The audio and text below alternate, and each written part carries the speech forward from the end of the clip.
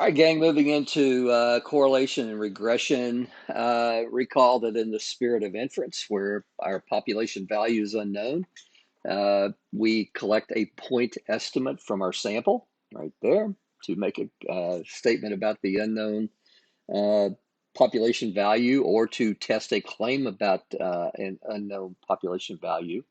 Uh, Again, that kind of brings up a good point. You know, in the spirit of hypothesis testing, if we state that, H sub O, that mu is equal to 100, we're not saying mu is equal to 100.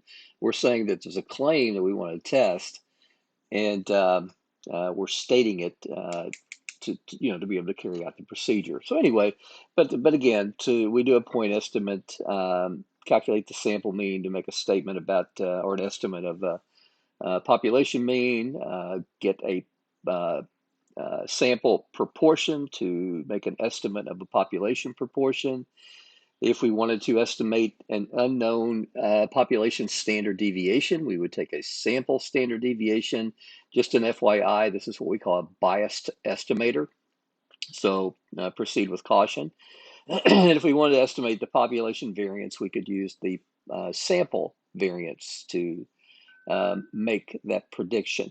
Now, moving into the correlation regression world, we have the same stuff, right? Same fundamentals. We have a sample correlation coefficient R, which we can calculate from sample data, and we can use that to make an estimate of rho, which is the population correlation coefficient. In the regression, this is the correlation part. In the regression world, we can use, again, calculate a sample, an X and a Y, fit the model with a slope and an intercept. So we could use the sample slope, I'm sorry, the sample intercept to estimate the population intercept.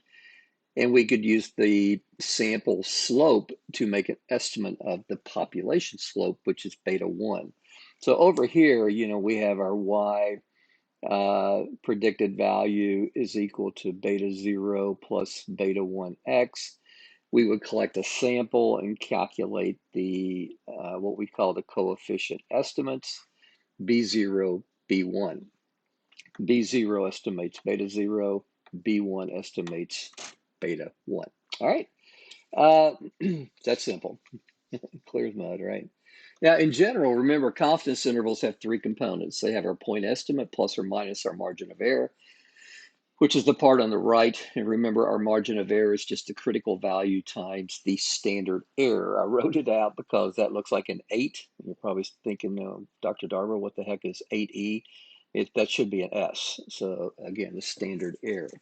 Now, for correlation coefficients, getting one of these three is really easy. Our point estimate is just the R that we use to estimate rho. But it turns out that the critical value and the standard error, especially the standard error, the critical value is not that hard. In fact, it's very simple. But the standard error is quite complicated because we have to use something called a Fisher transformation, where you take like I forget, the natural log of like 1 over, like 1 plus R over 1 minus R times, plus some stuff. And obviously I don't use it much because I don't have it tattooed to the brain. So anyway, it's your lucky day. We don't get into confidence intervals for P because the calculations can be quite messy. But what we do is we pump the brakes a little bit and look at the hypothesis testing. Now, uh, part of the fortunate part of this is that the null and alternative hypotheses look like exactly what you would think they would. I'm not going to get into one-tail test because you just don't see it a lot. So I want you to get tunnel vision. And when we test a claim about rho, the alternative hypothesis will always be not equal to. But it goes the same way. We state our null and our alternative hypotheses. Again, in other test of hypotheses, we let these values assume different values. We don't in correlation.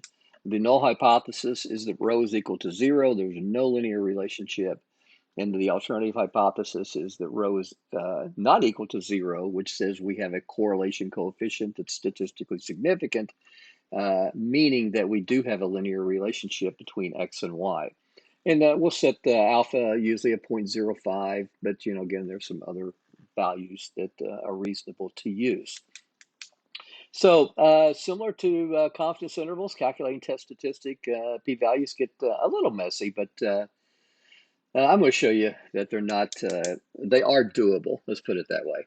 But the test statistic is a little messy, but for the most part, we will use technology. So let's see what all this looks like. Some of the meaningful results, your correlation coefficient, your critical value, p-value test statistic, we can get most of that from technology, but, huge but, StatCrunch really fails on this forefront, in my opinion. So let's just see how this actually does play out. So let me go split screen here and get you some data. So I was playing around some stuff. Okay, so let's go to for example, there's a if you go to StatCrunch, you'll find a to data sets. I'll tell you what, let me just demonstrate it. Heck, we're in no hurry. So go to StatCrunch, go to data sets with your textbook, click data sets, and body data I find to be semi-interesting. Now, I find it kind of interesting because I just had a blood test. This is a Monday. I just had a blood test like Friday, like 2 days ago. And today I'm getting all my blood work, results coming in via email, well, through my portal to the hospital. And so it's kind of on my radar as being semi-interesting. But something I think would be pretty interesting to look at, to examine, would be the relationship between systolic blood pressure, the upper number, typically the highest number, and someone's BMI. Is there any linear relationship there? So if we did this with correlation, and again, let me pop this out where you can see what I want you to be able to see.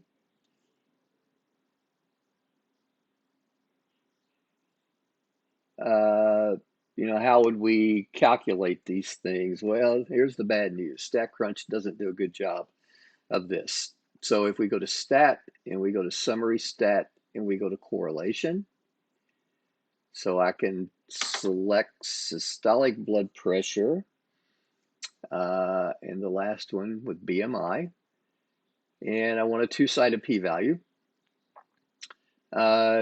Duplicate, I don't need that. Correlation of a column within itself, we don't need that.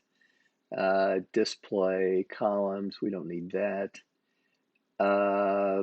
Yeah, none of this stuff. Okay, now here's the bad part. You don't get much.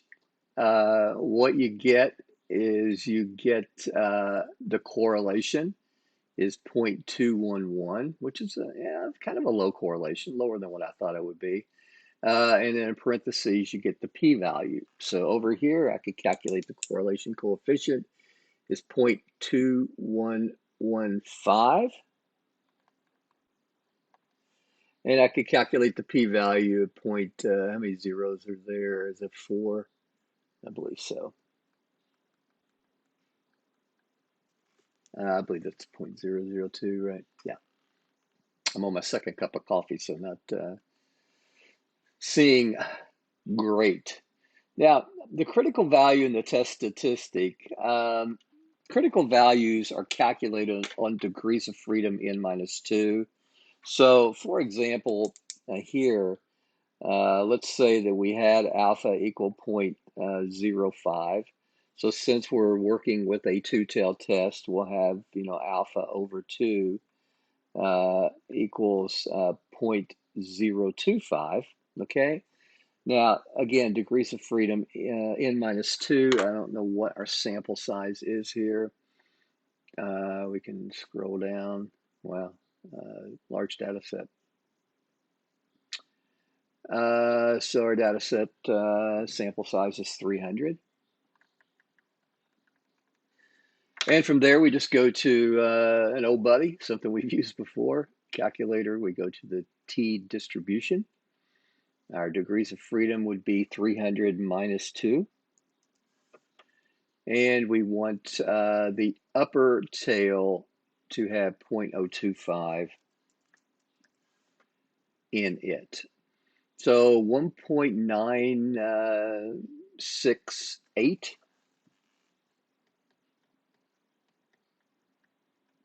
would be our critical value.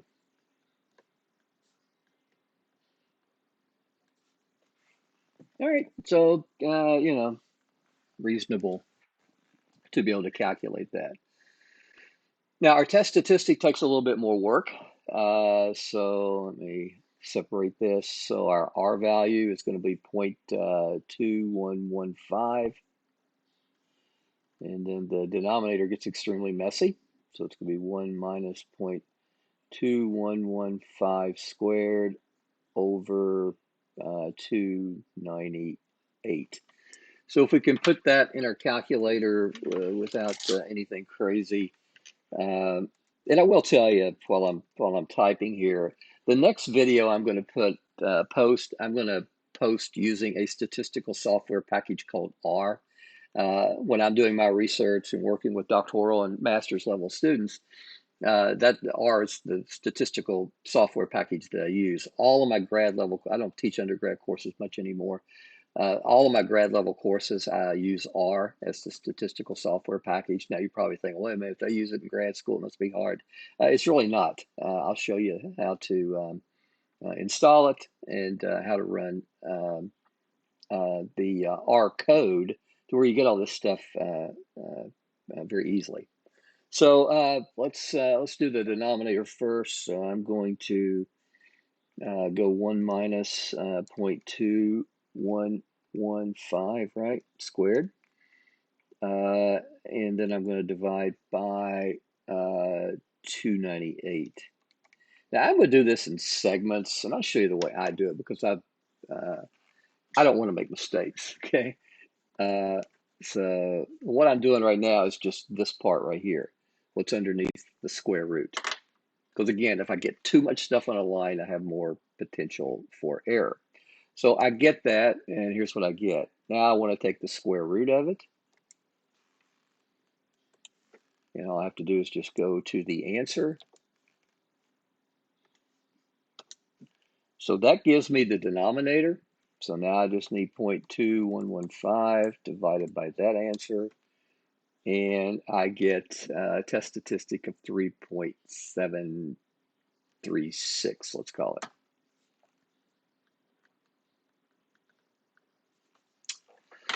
So it's that easy. So, you know, the p-value 0.0002 should come directly from the test statistics. So we can still use our calculator here. So p greater than 3.736. Answers don't come out perfectly because, again, there's this Fisher transformation thing going on behind the scenes. But you'll see that it comes out when we multiply this by 2, it would come out pretty, is it 3? Yeah, it would come out, yeah, again, pretty close. And again, the straightforward calculations and then the Fisher transformation going on behind the scenes does cause some issues. All right, that's all I have for this video. Again, the next video, I'm going to do something kind of cool. I'm going to show you how easy it is to use R. It's a free statistical software package to work these problems pretty easy. All right, take care.